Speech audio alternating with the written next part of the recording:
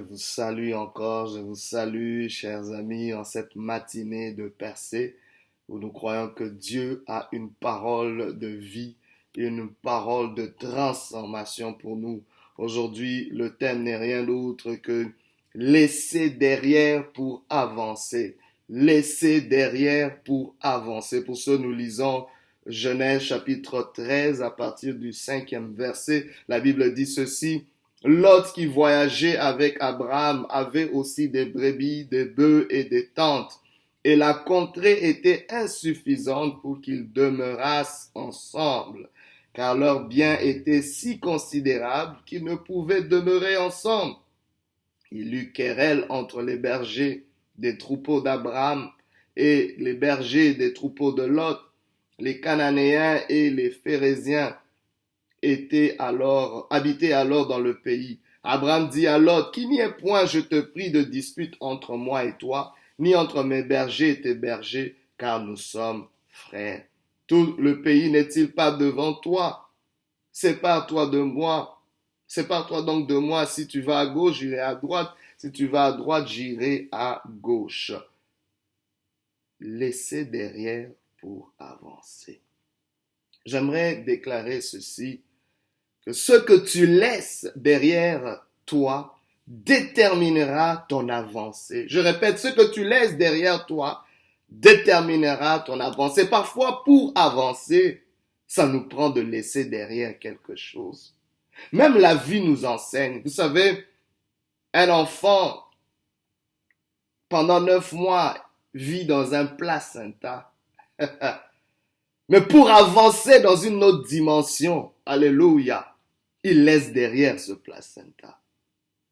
Qui aurait cru qu'il aurait pu laisser ce qui faisait son habitation? Ce qui avait une température tellement adéquate et adaptée. Oh my God, un confort absolu. Mais l'enfant doit laisser le placenta derrière pour avancer dans sa destinée. À l'heure de l'accouchement, il faut laisser quelque chose derrière. Je parle à quelqu'un qui vit des douleurs de l'enfantement.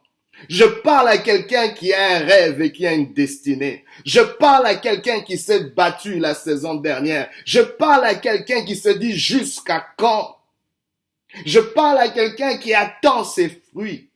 Laisse-moi te dire, rendu au point d'enfanter, d'avancer, de percer, il y a quelque chose que tu dois laisser derrière.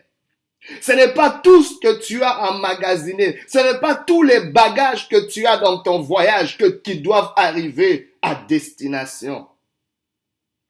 Oh, j'ai vécu une chose dernièrement pendant que j'étais en voyage.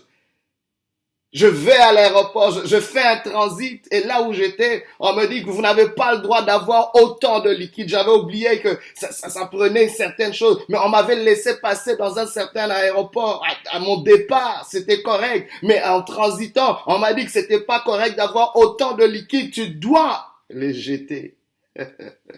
Oh, j'étais contraint de me débarrasser de ce que je pensais avoir besoin. Et mon séjour s'est quand même bien passé sans ce que je pensais qui était nécessaire. Parfois, tu penses que tu ne peux pas survivre sans certaines personnes, sans certaines mentalités, sans certaines attitudes, sans certaines habitudes. Qu'est-ce que tu vas laisser derrière pour avancer? Quand nous lisons ce texte, on voit l'histoire d'Abraham.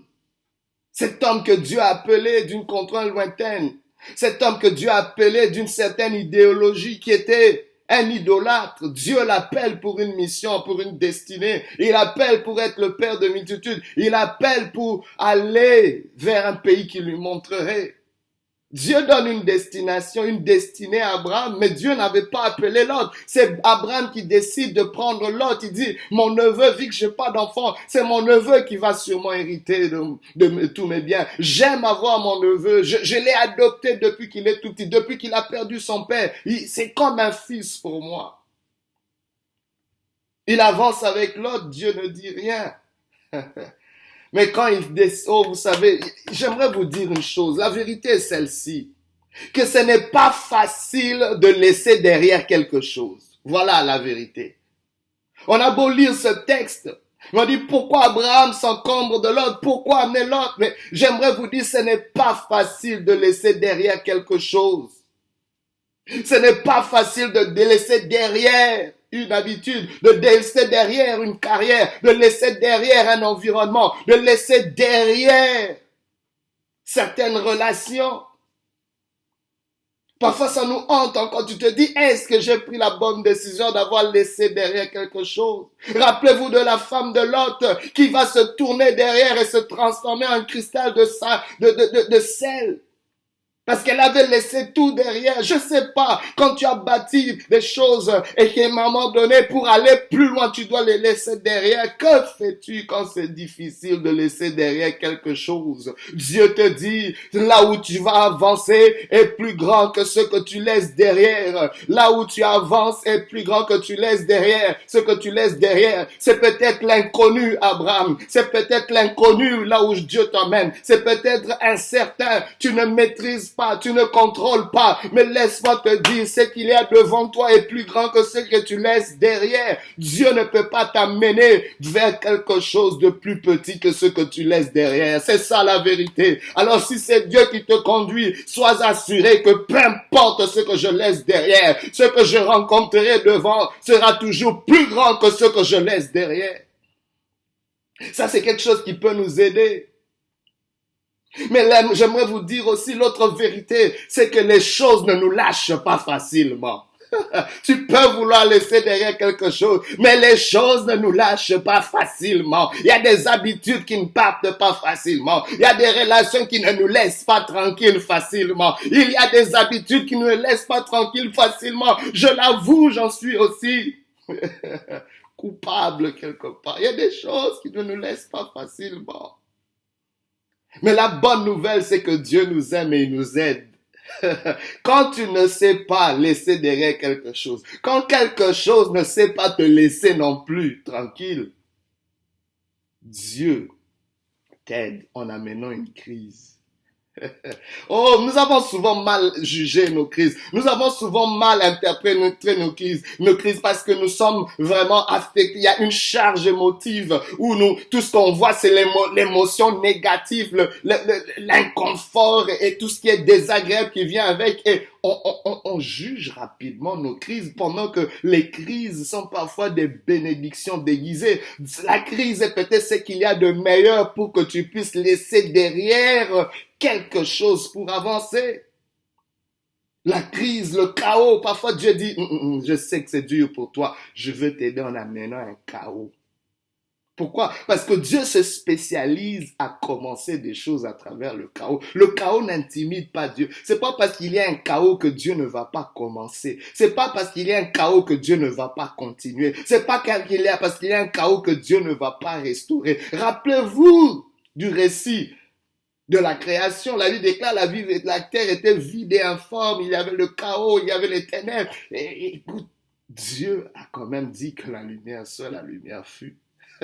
Donc, quelque part, parfois, le chaos, c'est l'environnement idéal pour que le Dieu créateur puisse commencer quelque chose, afin qu'on reconnaisse que c'est Dieu et ce n'est pas l'homme. Parce que quand il y a le chaos, il y a très peu d'hommes qui se lèvent pour faire quoi que ce soit.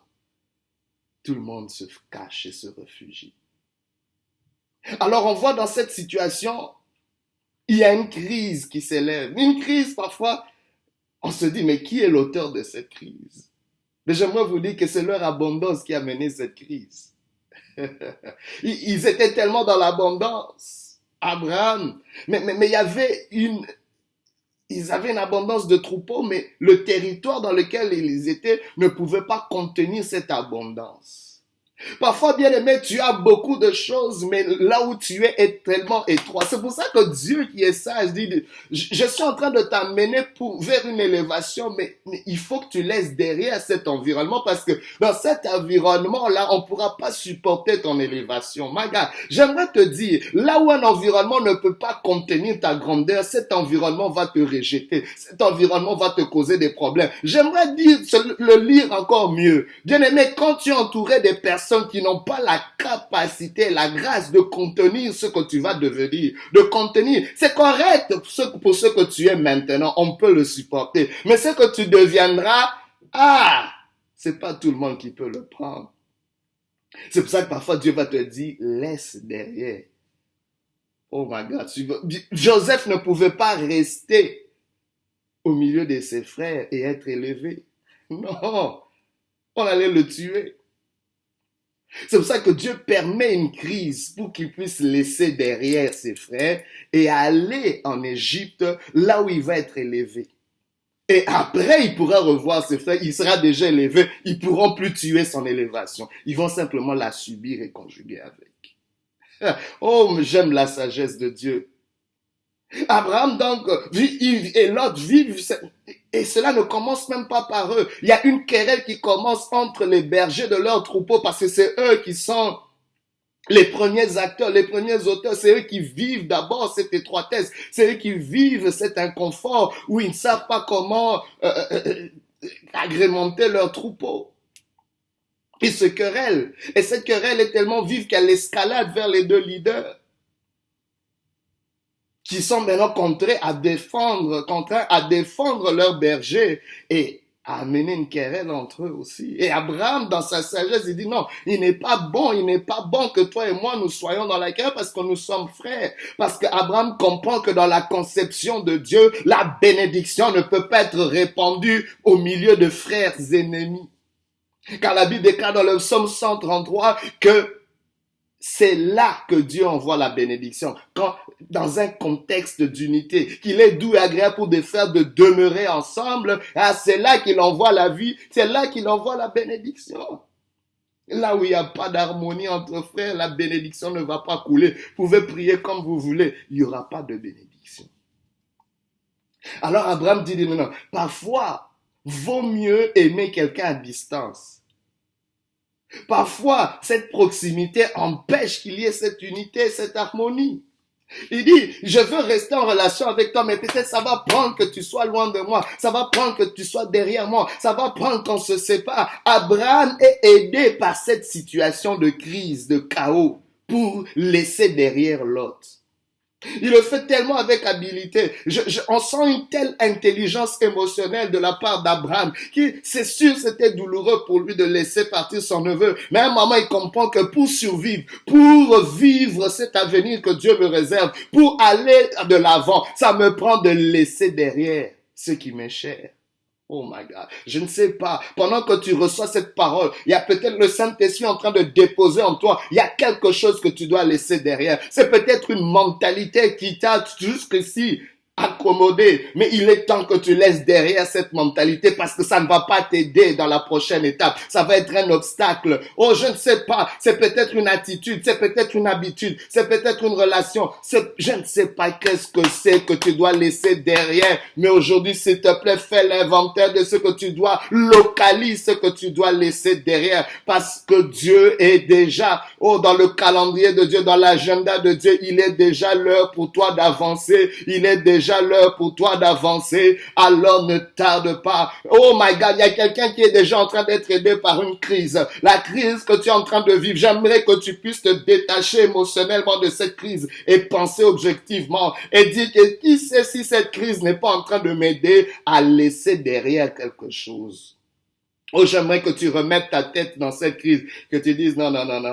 Au lieu de me réfugier, maintenant je veux regarder les choses en face, de dire, cette crise peut-être me pousse à penser différemment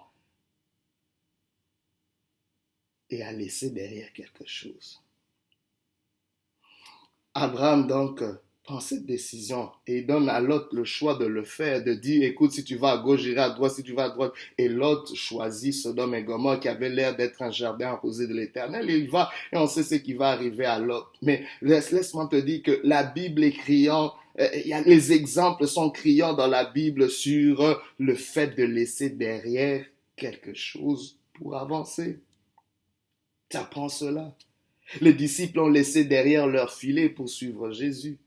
À un moment donné, ils ont demandé, mais qu'adviendra-t-il de nous? Nous avons tout laissé pour te suivre. Jésus-Christ leur dit, en vérité, il n'est personne qui a laissé frère, sœur, père, mère, quoi que ce soit pour ma cause, pour mon royaume, ne reçoivent dans ce siècle-ci des bénédictions accompagnées de persécutions et la vie pour l'éternité. Il y a quelque chose. Jésus-Christ les rassure. On dit en vérité, que personne ne vous trompe. C'est un principe établi. Je ne sais pas ce que tu vas laisser derrière. Paul a laissé derrière toute la gloire qu'il avait. Paul a laissé derrière cela pour suivre la cause de Christ avec tous les enjeux, les persécutions. Je ne dis pas que devant toi, pour avancer, il n'y aura pas de problème. Non. Mais tu auras la grâce de surmonter chacun de ces problèmes-là. Mais tu ne pourras jamais avancer si tu ne laisses pas quelque chose derrière. Que Dieu te bénisse et que Dieu te fortifie. Reçois cette parole. Dieu te donne rendez-vous au sommet. Il t'attend déjà. Sois béni. Laisse derrière pour avancer. Au nom de Jésus.